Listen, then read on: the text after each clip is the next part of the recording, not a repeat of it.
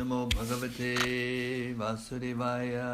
Om Namo Bhagavate Vasudevaya. Om Namo Bhagavate Vasudevaya. Om Namo Bhagavate Vasudevaya. Om Namo Bhagavate Vasudevaya. Om Namo Bhagavate Vasudevaya. Reading from Srimad Bhagavad-gita, as it is, chapter 4, text 7.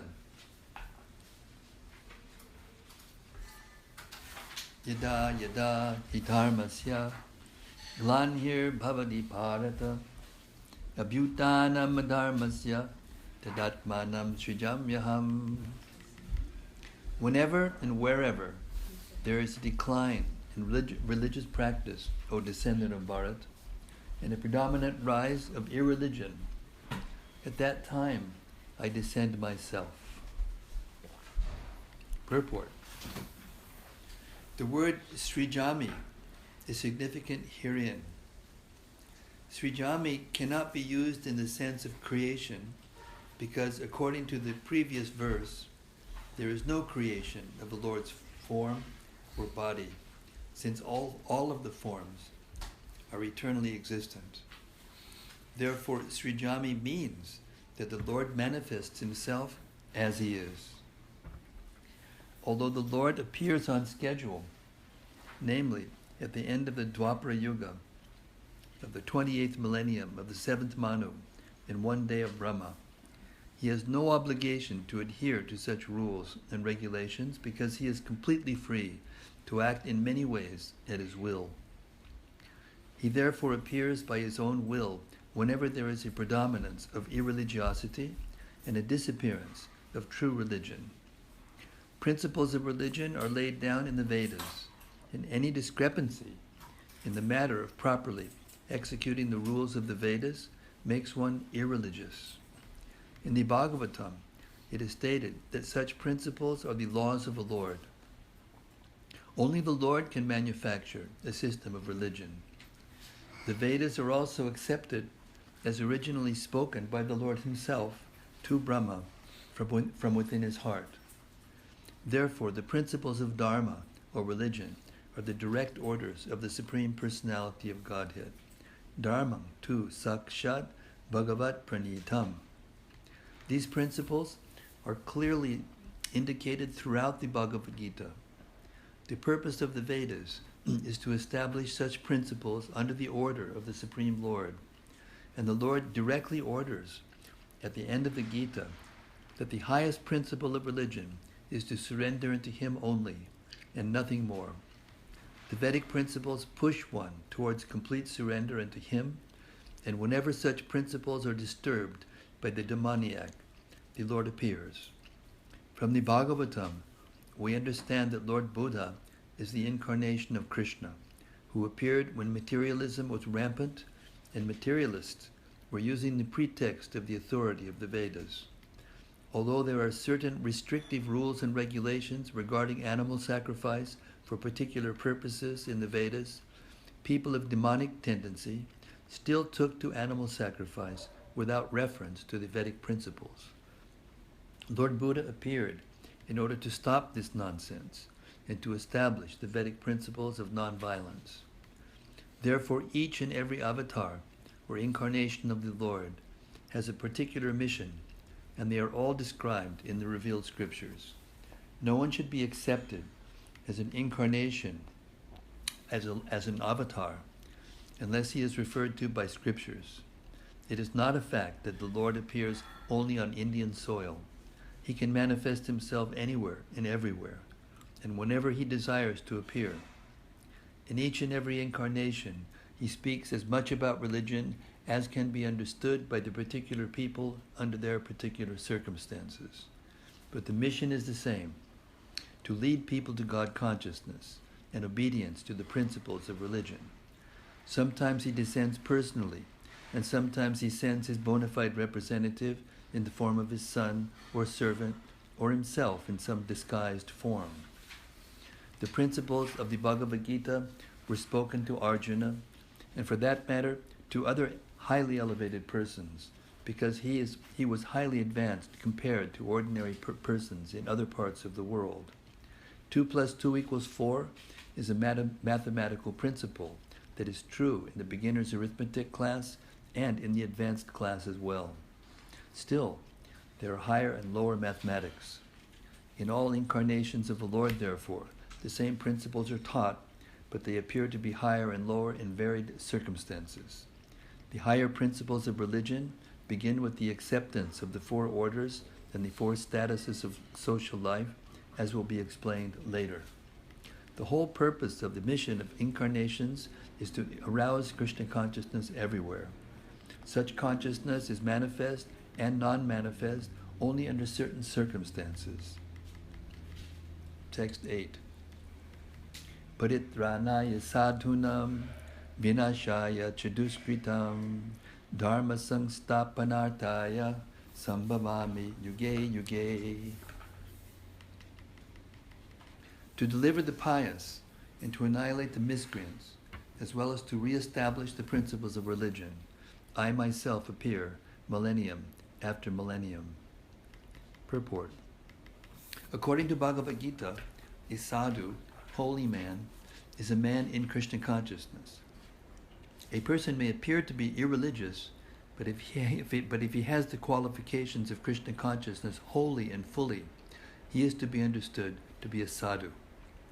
And duskritam applies to those who do not care for Krishna consciousness.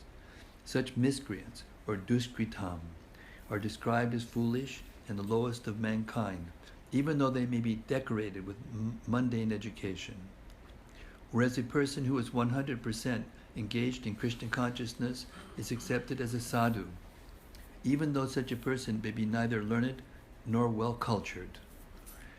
As far as the atheistic are concerned, it is not necessary for the Supreme Lord to appear as he is to destroy them, as he did with the demons Ravana and Kamsa.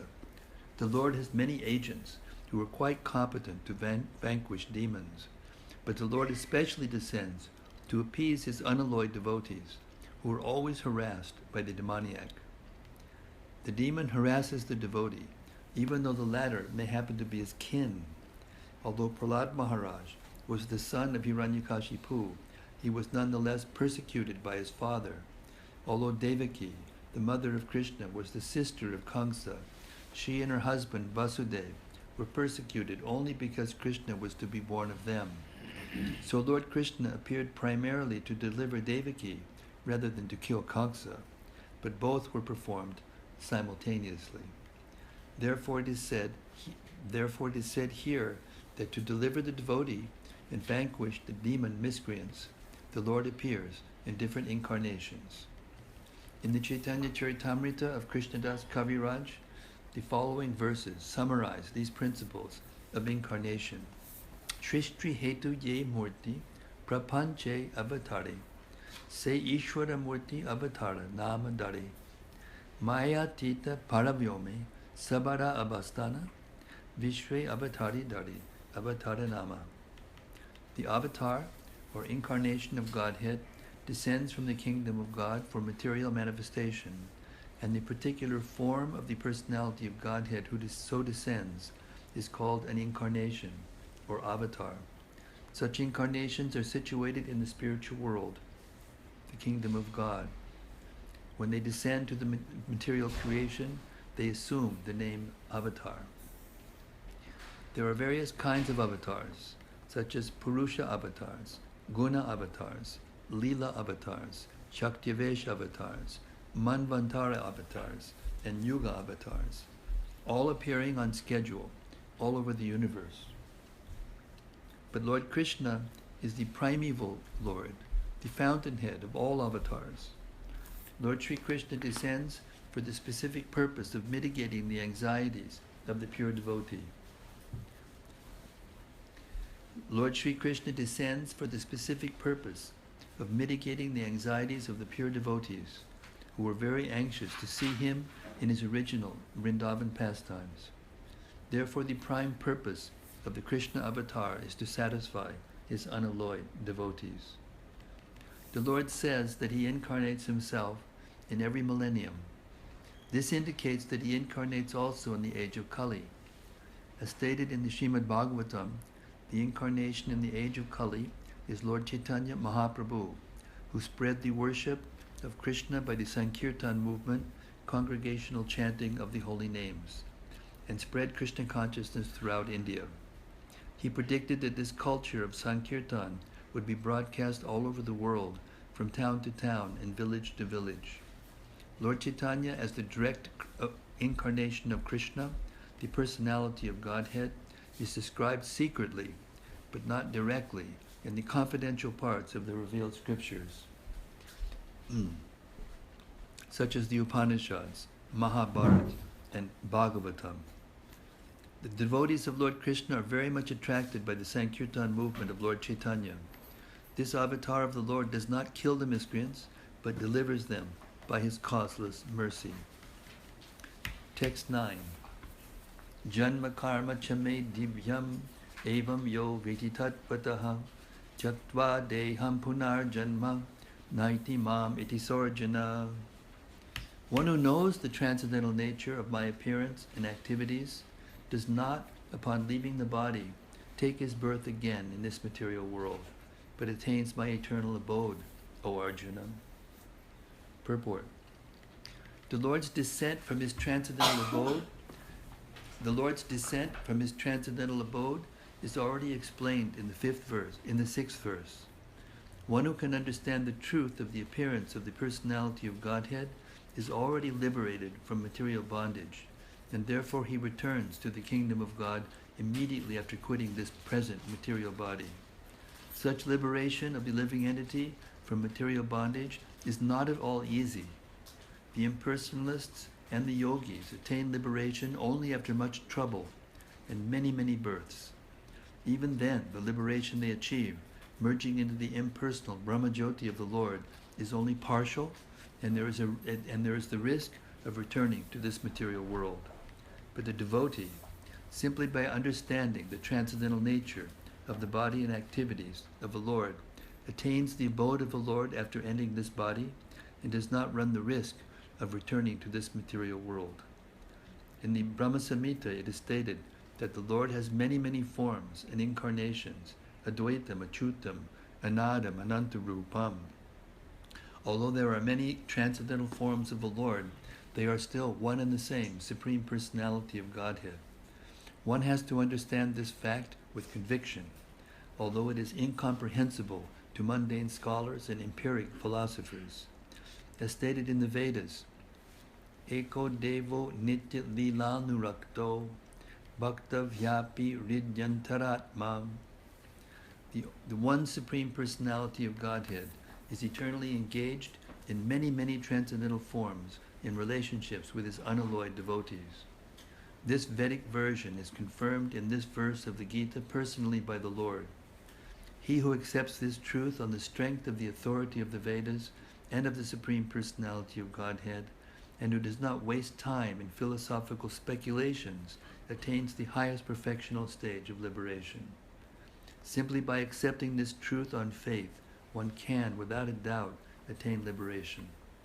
The Vedic version, Tat Tvamasi, is actually applied in this case. Anyone who understands Lord Krishna to be the Supreme, or who says unto the Lord, "You are the same, Supreme Brahman, the personality of Godhead," is certainly liberated instantly, and consequently his entrance into the transcendental association of the Lord is guaranteed. In other words, such a faithful devotee of the Lord attains perfection, and this is confirmed by the following Vedic assertion. Tam eva vidit bhati mrityumeti nanyak panta vidyate yanaya. One can attain the perfect stage of liberation from birth and death simply by knowing the Lord, the Supreme Personality of Godhead, and there is no other way to achieve this perfection. That there is no alternative means that anyone who does not understand Lord Krishna as the Supreme Personality of Godhead is surely in the mode of ignorance, and consequently he will not attain salvation simply, so to speak, by licking the outer surface of the bottle of honey, or by interpreting the Bhagavad-gita according to mundane scholarship. Such empiric philosophers may assume very important roles in the material world, but they are not necessarily eligible for liberation. Such puffed up, mundane scholars have to wait for the causeless mercy of the devotee of the Lord. One should therefore cultivate Krishna consciousness with faith and knowledge, and in this way attain perfection. Text 10. Vitaragabhaya krodha manmaya mamupashritaha bahavo jnanatapasa puta madbhavamagataha. Being freed from attachment, fear, and anger, being fully absorbed in me and taking refuge in me, many persons in the past became purified by knowledge of me, and thus they all attained transcendental love for me. Purport. As described above, it is very difficult for a person who is too materially affected to understand the personal nature of the Supreme Absolute Truth. Generally, people who are attached to the bodily conception of life are so absorbed in materialism that it is almost impossible for them to understand how the Supreme can be a person. Such materialists cannot even imagine that there is a transcendental body which is imperishable, full of knowledge, and eternally blissful. In the materialistic concept, the body is perishable, full of ignorance, and completely miserable. Therefore, people in general keep this bodily concept or idea in mind when they are informed of the personal form of the Lord. For such materialistic men, the form of the gigantic material manifestation is supreme. Consequently, they consider the Supreme to be impersonal. And because they are too materially absorbed, the conception of retaining the personality after liberation from matter frightens them. When they are informed that spiritual life is also individual and personal, they become afraid of becoming persons again, and so they naturally prefer a kind of merging into the impersonal void. Generally, they compare the living entities to the bubbles of the ocean, which merge into the ocean. That is the highest perfection of the spiritual existence attainable without individual personality. This is a kind of fearful stage of life, devoid of perfect knowledge of spiritual existence. Furthermore, there are many persons who cannot understand spiritual existence at all. Being embarrassed by so many theories and by contradictions of various types of philosophical speculation, they become disgusted or angry and foolishly conclude that there is no supreme cause and that everything is ultimately void. Such people are in a diseased condition of life. Some people are too materially attached and therefore do not give attention to spiritual life. Some of them want to merge into the supreme spiritual cause, and some of them disbelieve in everything, being angry at all sorts of spiritual speculation out of hopelessness. This last class of men take to the shelter of some kind of intoxication, and their affective hallucinations are sometimes accepted as spiritual vision. One has to get rid of all three stages of material consciousness: attachment to material life, fear of a spiritual personal identity, and the conception of void that arises from frustration in life. To get free from these three stages of the material concept of life, one has to take complete shelter of the Lord, guided by the bona fide spiritual master, and follow the disciplines and regulator principles of devotional life. The last stage of the devotional life is called bhava, or transcendental love of Godhead. According to the Bhakti Rasamrita Sindhu, the science of devotional service, Adau Shadha Tatak Sadhu Sango Tabhajana Kriya Tato Narta Nivritik Syat Tato Nishta Richishtataha Ata Saktish Tato Bhavas Tatak Prema Bhudanchiti Sadhakanam Ayam Premnak Pradur Bhave Bhavet Kramaha. In the beginning, one must have a preliminary desire for self-realization. This will bring one to the stage of trying to associate with persons who are spiritually elevated. In the next stage, one becomes initiated by an elevated spiritual master, and under his instruction, the neophyte devotee begins the process of devotional service. By execution of devotional service under the guidance of the spiritual master, one becomes free from all material attachment, attains steadiness in self-realization, and acquires a taste for hearing about the absolute personality of Godhead, Sri Krishna. This taste leads one further forward to attachment for Krishna consciousness, which is matured in bhava, or the preliminary stage of transcendental love of God. Real love for God is called prema, the highest perfectional stage of life. In the prema stage, there is constant engagement in the transcendental loving service of the Lord. So, by the slow process of devotional service, under the guidance of the bona fide spiritual master, one can attain the highest stage, being freed from all material attachment, from the fearfulness of one's individual spiritual personality, and from the frustrations that result in void philosophy. Then one can ultimately attain to the abode of the Supreme Lord. Srila Prabhupada ki jai. What a purport. Text 11. Prabhupada has this uncanny way of saying everything in a short period of time. The whole spectrum of spiritual life is right there in that purport. Text 11. Ye yatam mam prapadyante tang sataiva bhajam yaham mama manuvartante manushak partasarvashaha. As all surrender unto me, I reward them accordingly. Everyone follows my path in all respects, O son of Pritha. Purport. Everyone is searching for Krishna in the different aspects of his manifestations.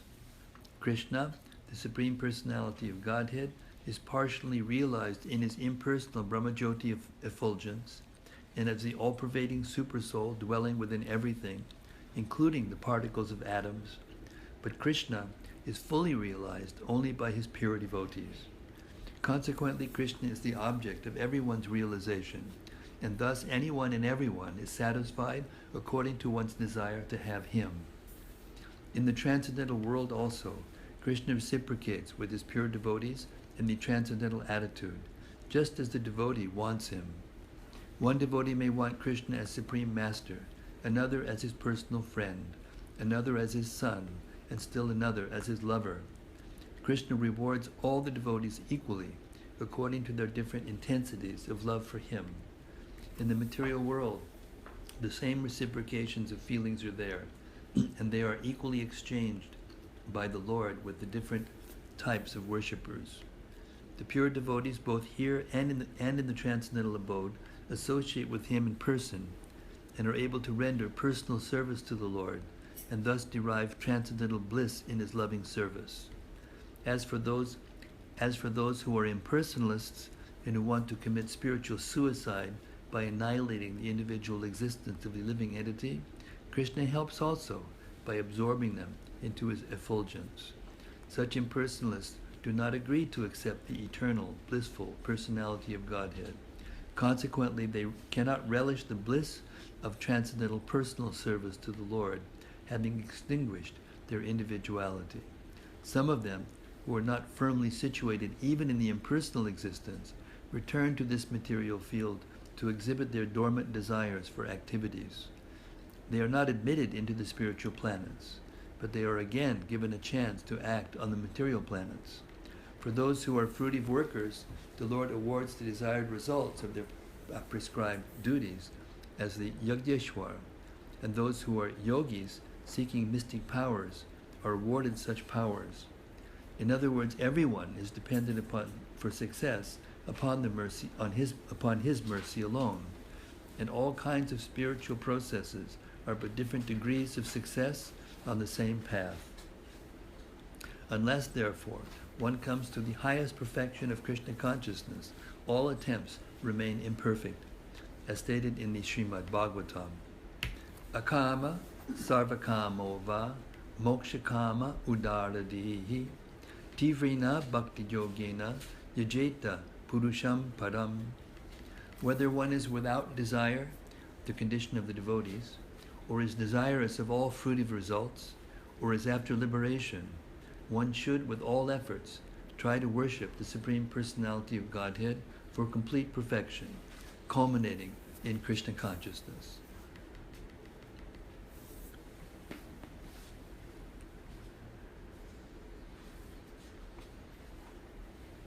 Text 12. Kankshantak karmanam siddhim yajanta ihadevataha chipram imanushe loke siddhir bhavati karmaja. Men in this world desire success in fruitive activities, and therefore they worship the demigods. Quickly, of course, men get result from fruitive work in this world. Purport. There's a great misconception about the gods or demigods of this material world, and men of less intelligence, although passing as great scholars, take these demigods to be various forms of the Supreme Lord.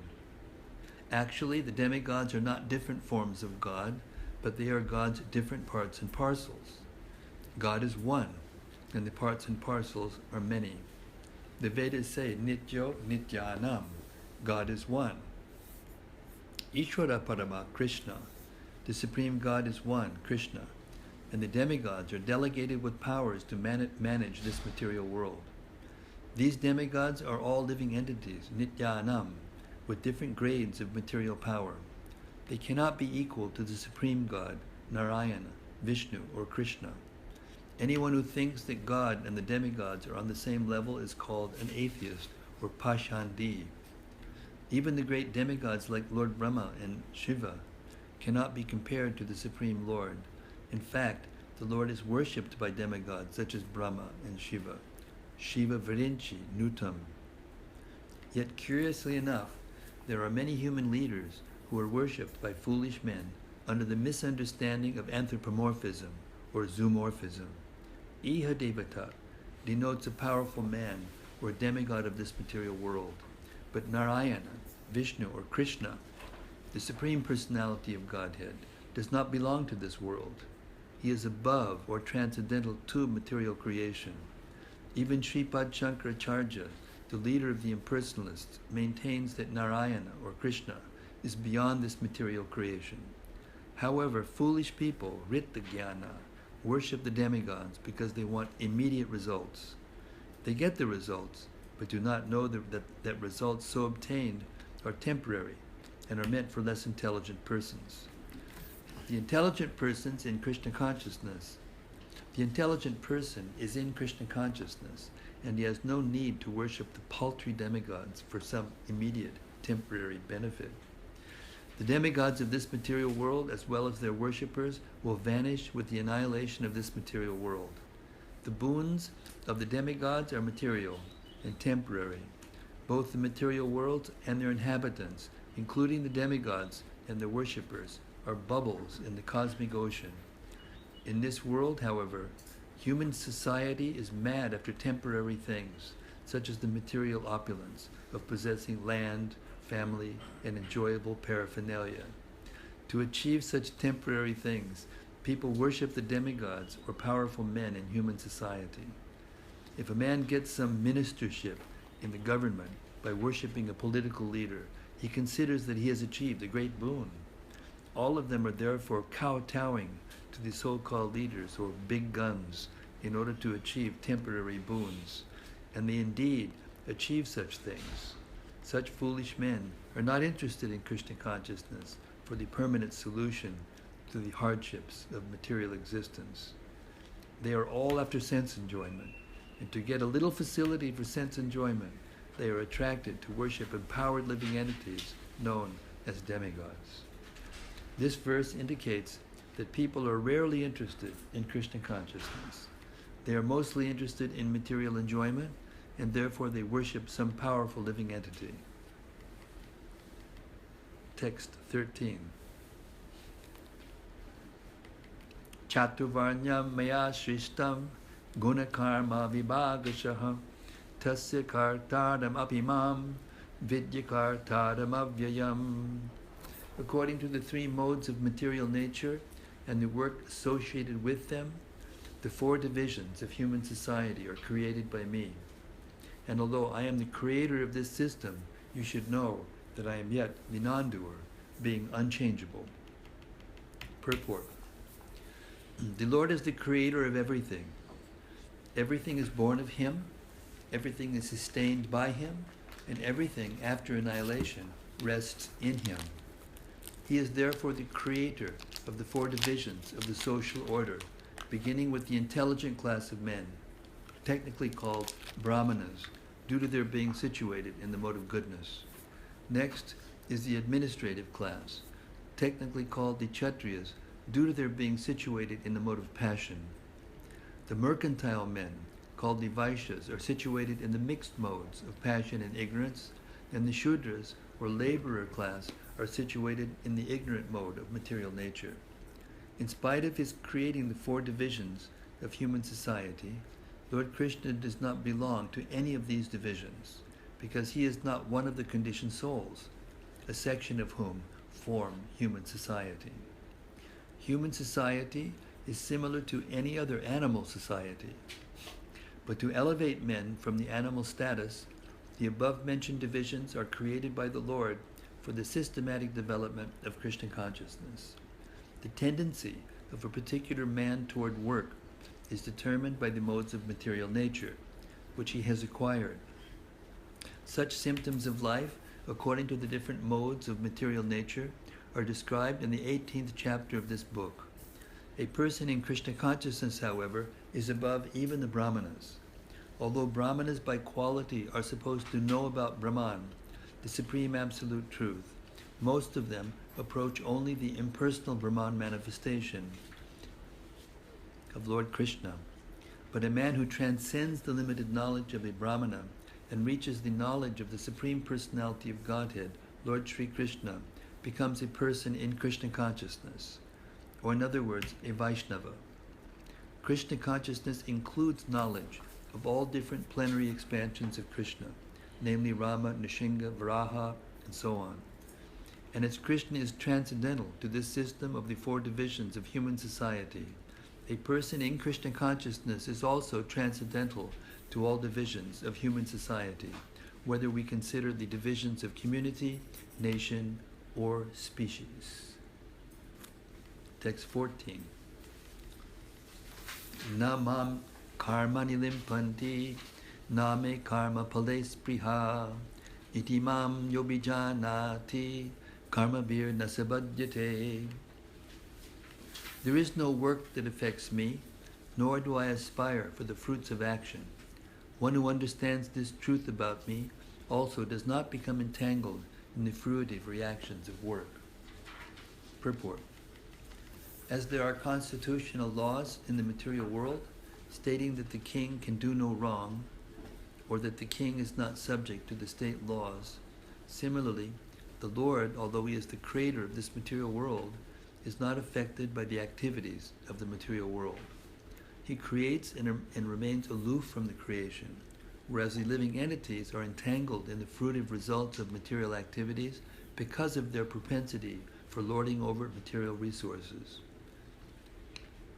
The proprietor of an establishment is not responsible for the right and wrong activities of the workers, but the workers are themselves responsible. The living entities are engaged in their respective activities of sense gratification, and these activities are not ordained by the Lord. For advancement of sense gratification, the living entities are engaged in the work of this world, and they aspire to heavenly happiness after death. The Lord, being full in himself, has no attraction for so-called heavenly happiness. The heavenly demigods are only his engaged servants. The proprietor never desires the low-grade happiness such as the workers may desire. I'll read that again. The proprietor never desires the low-grade happiness such as the workers may desire. He is aloof from the material actions and reactions. For example, the rains are not responsible for different types of vegetation that appear on the earth, although without such rains, there is no possibility of vegetative growth. Vedic Smriti confirms this fact as follows. Nibita matram evaso srijanam sargakarmani pradhana karani bhuta yato vai sriji shaktayaha. In the material creations, the Lord is the only supreme cause.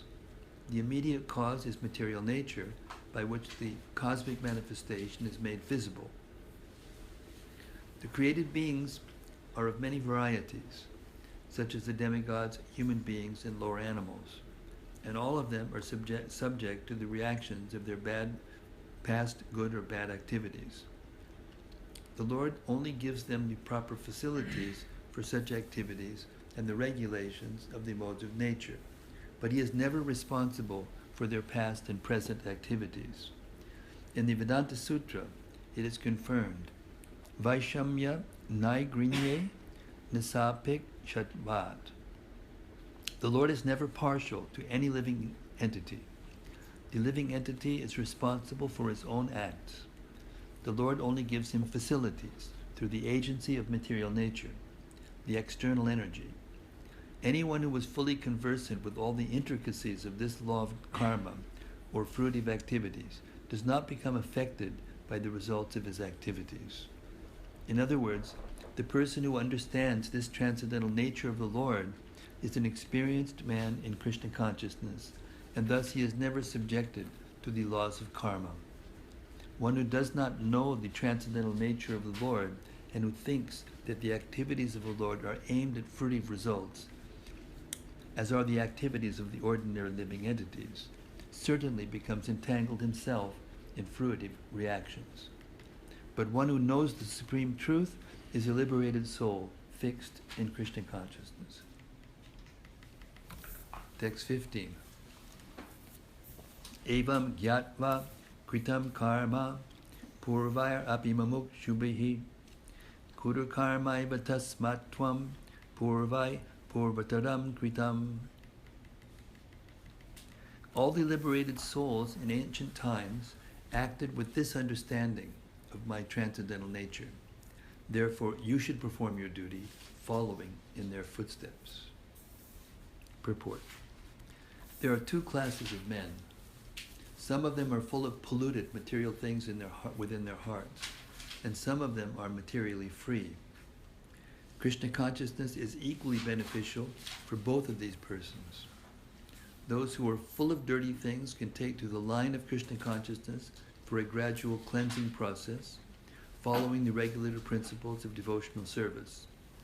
Those who are already cleansed of the impurities may continue to act in the same Krishna consciousness so that others may follow their exemplary activities and thereby be benefited. Foolish persons or neophytes in Krishna consciousness often want to retire from activities without having knowledge of Krishna consciousness. Arjuna's desire to retire from activities on the battlefield was not approved by the Lord. One need only know how to act. To retire from the activities of Krishna consciousness and to sit aloof making a show of Krishna consciousness is less important than actually engaging in the field of activities for the sake of Krishna. Arjuna is here advised to act in Krishna consciousness, following in the footsteps of the Lord's previous disciples, such as the sun god Viviswan, as mentioned herein before. The Supreme Lord knows that all his past activities, as well as those of persons who acted in Krishna consciousness in the past. Therefore, he recommends the acts of the sun god, who learned this art from the Lord some millions of years before. All such students of Lord Krishna are mentioned here as past liberated persons engaged in the discharge of duties allotted by Krishna. Text 16. Kim karma, kim makarmeti, kabayo pyatramo hitaha, tatte karma prabhakshami, yajyatma mokshashe shubhat. Even the intelligent are bewildered in determining what is action and what is inaction. Now I shall explain to you what action is, knowing which you shall be liberated from all misfortune. Purport. Action in Krishna consciousness has to be executed in accord with the examples of previous bona fide devotees. This is recommended in the 15th verse. Why such action should not be independent will be explained in the text to follow. To act in Krishna consciousness, one has to follow the leadership of authorized persons who are in a line of disciplic succession, as explained in the beginning of this chapter. The system of Krishna consciousness was first narrated to the sun god. The sun god explained it to his son Manu. Manu explained it to his son Ikshvaku, and the system is current on this earth from that very remote time. Therefore, one has to follow in the footsteps of previous authorities in the line of disciplic succession. Otherwise, even the most intelligent men will be bewildered regarding the standard actions of Krishna consciousness. For this reason, the Lord decided to instruct Arjuna in Krishna consciousness directly. Because of the direct instruction of the Lord to Arjuna, anyone who follows in the footsteps of Arjuna is certainly not bewildered. It is said that one cannot ascertain the ways of religion simply by imperfect experimental knowledge. Actually, the principles of religion can only be laid down by the Lord Himself. Dharmam tu sakshat bhagavat pranitam. No one can manufacture a religious principle by imperfect speculation. One must follow in the footsteps of great authorities like Brahma, Shiva, Narada, Manu, the Kumaras, Kapila, Prahlad, Bhishma, Shukadev Goswami, Yamaraj, Janaka, and Bali Maharaj. A little plug for the Srimad Bhagavatam there, because that's where you hear about all these persons, their teachings. By mental speculation, one cannot ascertain what is religion or self-realization. Therefore, out of causeless mercy to His devotees, the Lord explains directly to Arjuna what action is and what inaction is. Only action performed in Krishna consciousness can deliver a person from the entanglement of material existence. Text 17. Karmano yabibodhavyam bodhavyam cha vikarmanaha akarmanas bodhavyam gahana karmano gitihi. The intricacies of action are very hard to understand. Therefore, one should know properly what action is, what forbidden action is, and what inaction is. Purport. If one is serious about liberation from material bondage, one has to understand the distinctions between action, inaction, and authorized actions. One has to apply oneself to such an analysis of action, reaction, and perverted actions because it is a very difficult subject matter. To understand Krishna consciousness and action according to its modes, one has to learn one's relationship with the Supreme. That is, one who has learned perfectly knows that every living entity is an eternal servitor of the Lord, and that consequently one has to act in Krishna consciousness. The entire Bhagavad-gita is directed toward this conclusion. Any other conclusions against this consciousness and its attendant actions are called vikarmas, or prohibited actions.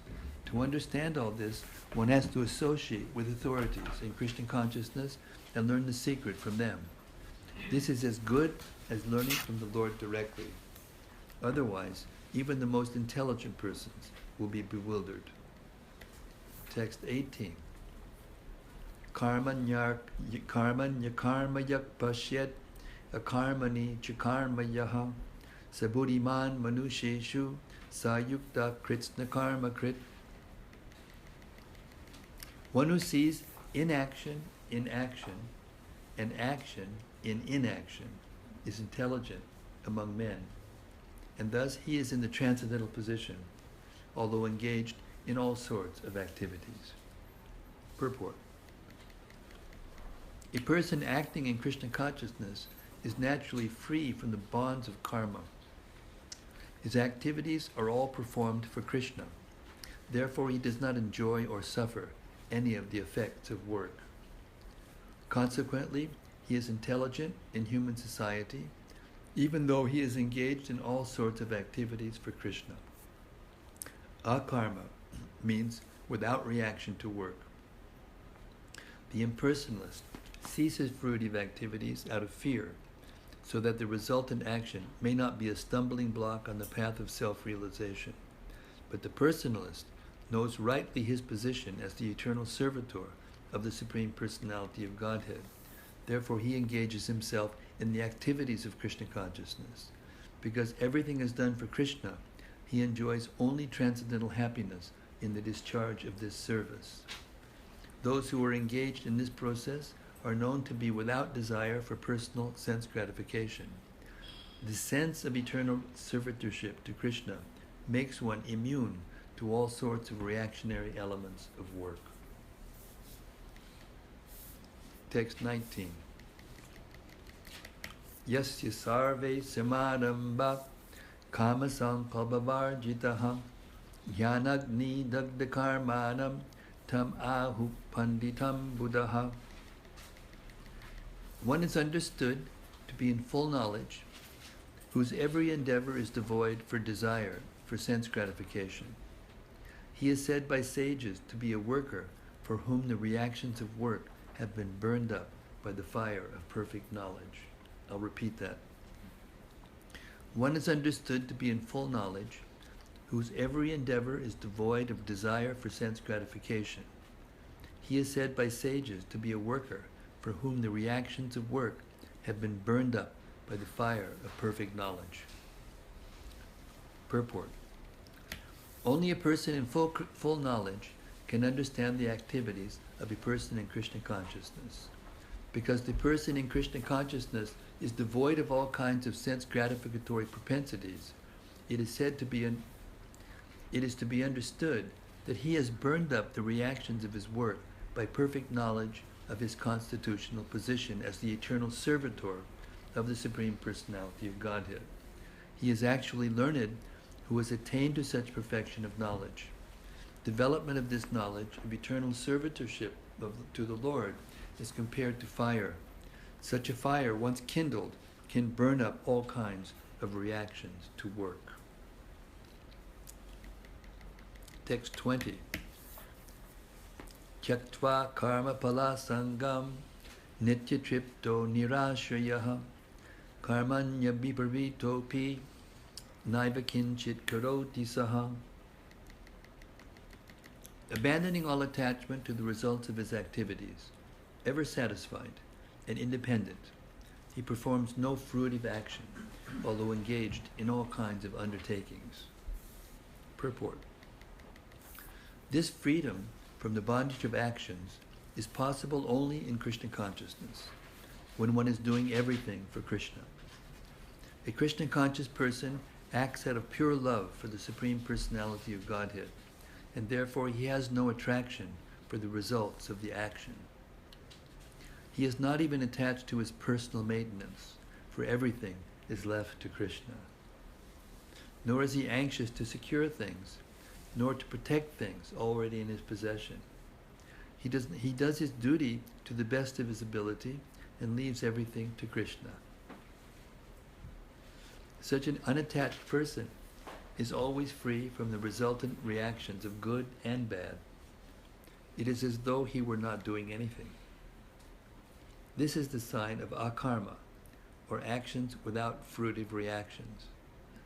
Any other action, therefore, devoid of Krishna consciousness, is binding upon the worker, and that is the real aspect of vikarma, as explained herein before. Text 21. Nirashir yata chittatma chakra sarva parigraha shariram kevalam karma kurvan napnoti kilbisham.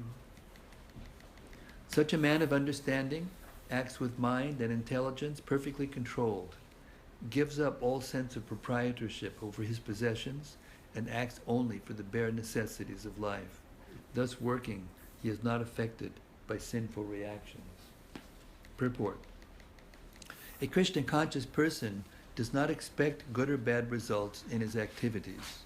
His mind and intelligence are fully controlled. He knows that because he is part and parcel of the Supreme, The part played by him as a part and parcel of the whole is not his own activity, but is only being done through him by the Supreme. When the hand moves, it does not move out of its own accord, but by the endeavor of the whole body. A Krishna-conscious person is always dovetailed with the supreme desire, for he has no desire for personal sense gratification. He moves exactly like a part of a machine. As a machine part requires oiling and cleaning for maintenance, so a Krishna-conscious man maintains himself by his work just to remain fit for action in the transcendental loving service of the Lord. He is therefore immune to all the reactions of his endeavors. Like an animal, he has no proprietorship even over his own body. A cruel proprietor of an animal sometimes kills the animal in his possession, yet the animal does not protest, nor does it have any real independence. A Krishna-conscious person, fully engaged in self-realization, has very little time to falsely possess any material object. For maintaining body and soul, he does not require unfair means of accumulating money. He does not, therefore, become contaminated by such material sins. He is free from all reactions to his actions. Text 22. Yadricha labasantushto dvandvati to vimaksaraha samak siddha vasiddha cha kritpapi nadibhadyate. He who is satisfied with gain which comes of its own accord, who is free from duality and does not envy, who is steady in both success and failure, is never entangled, although performing actions. Purport. A Krishna-conscious person does not make much endeavor even to maintain his body. He is satisfied with gains which are obtained of their own accord. He neither begs nor borrows, but he labors honestly as far as is in his power, and he is satisfied with whatever is obtained by his own honest labor. He is therefore independent in his livelihood.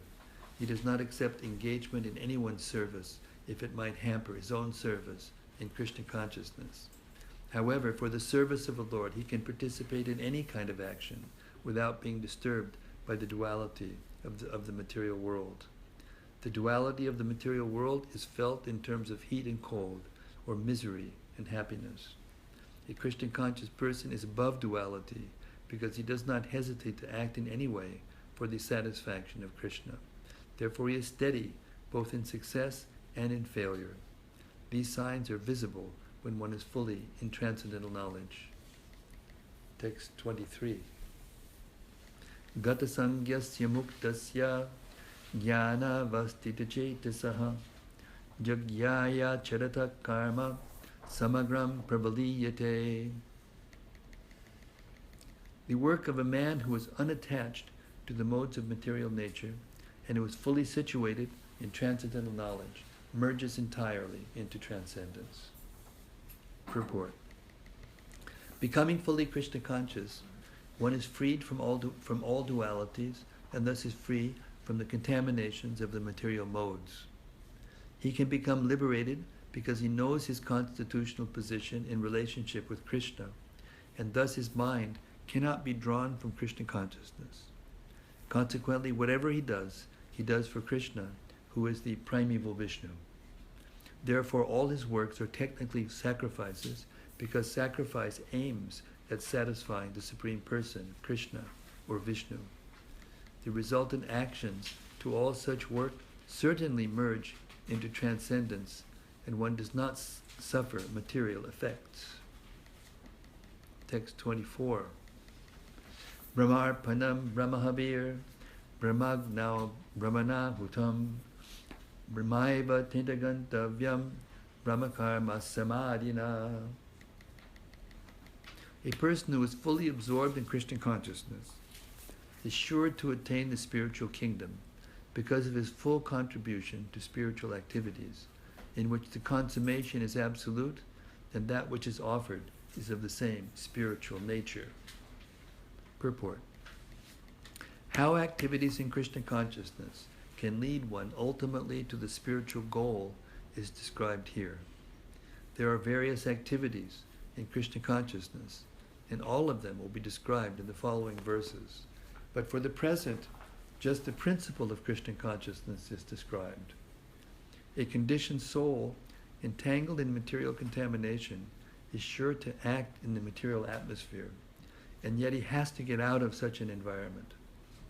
The process by which the conditioned soul can get out of the material atmosphere is Krishna consciousness. For example, a patient who is suffering from a disorder of the bowels due to overindulgence in milk products is cured by another milk product, namely yogurt. The materially absorbed conditioned soul can be cured by Krishna consciousness as set forth here in the Gita. This process is generally known as yajna, or activities, sacrifices, simply meant for the satisfaction of Vishnu, or Krishna.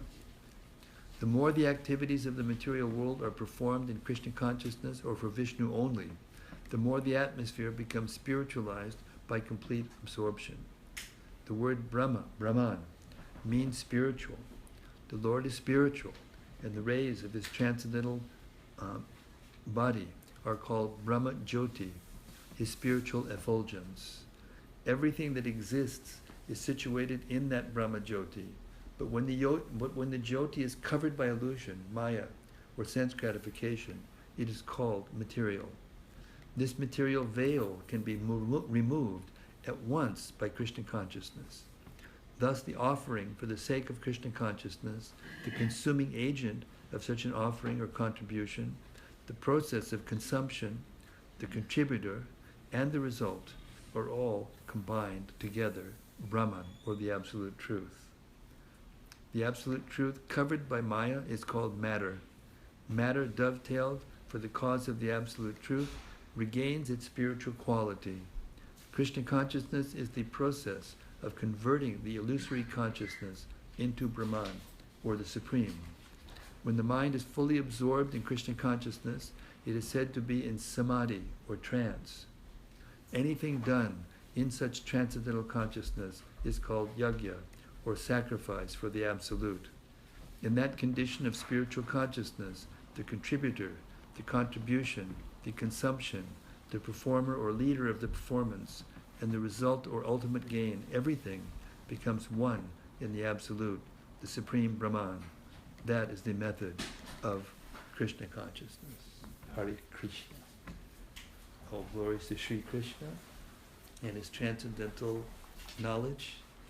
All glories to Srila Prabhupada's transcendental translations and explanations for these transparent verses, which can make us spiritual and everything around us spiritual simply by the changing of our consciousness, so that we can see everything as belonging to Krishna and ourselves as belonging to Krishna.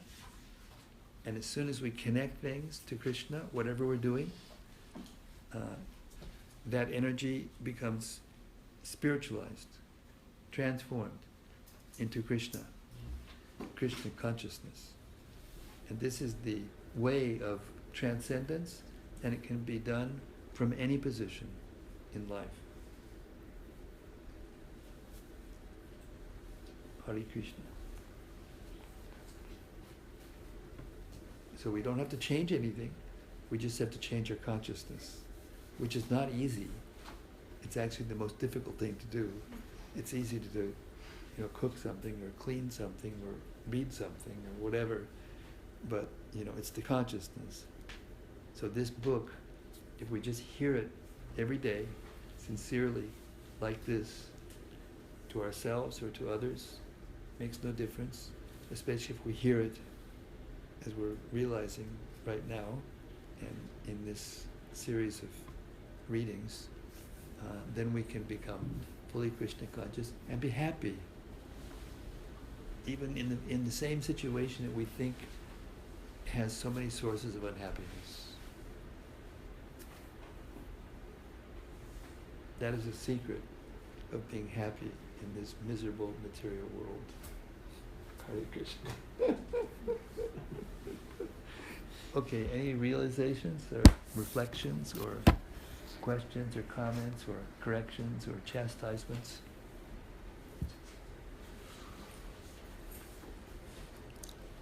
Yes, sir. Maharaj, it seems to be very difficult Maharaj, it seems to be very difficult to just accept Krishna owns everything. to just accept Krishna owns anything. Because as a grihasta, we work so hard Because for as a everything grihasta, we get. we work so hard for everything we get. Well, you should know very clearly, after hearing this, that anything you get, you're not going to be able to keep. Anything you get, you're not going to be able to keep, because that's the nature of the material world. And therefore, if we learn not to be attached to it by thinking that it belongs to Krishna, then when it gets taken away from us, we can just think, oh, okay, somebody else is going to enjoy Krishna's thing. It's okay. No problem. But if we think it's ours, then when it gets taken away from us, then we go, oh, wait a second, I'll fight for that. And that mentality keeps us entangled and embroiled. So the fact is that if you don't think like that, that's the source of the difficulty. That mentality is causing the difficulty. And if you don't see it as your own and don't try to possess it, and you see your wife and your kids and your paraphernalia and everything you've got as belonging to Krishna, and if you think of yourself as a caretaker of those things only, then when they get taken away, it's okay. That's not difficult, that's easy. But it's hard when we try to possess it, and try to own it and control it and keep it. That's what's difficult, what makes the difficulty. Because everything is going to be taken away. And when you leave your body, everything is taken away. And you got nothing to say about it. Therefore, if you become Krishna conscious now and practice intensely, then when it comes time for you to leave your body, you go, oh yeah, get me out of here. Get me back to the place where actually everything consciously belongs to Krishna. And everything consciously is trying to serve Krishna. Is that okay? Thank you. Anything else? Any other question? Comment? It's so wonderful. Just, how do I say it? Drink it, perceive it, touch it, taste it. How you feel right now after hearing direct from Krishna and his pure devotee, Srila Prabhupada. What it does. Where's the anxiety now? Whew, it's out the window.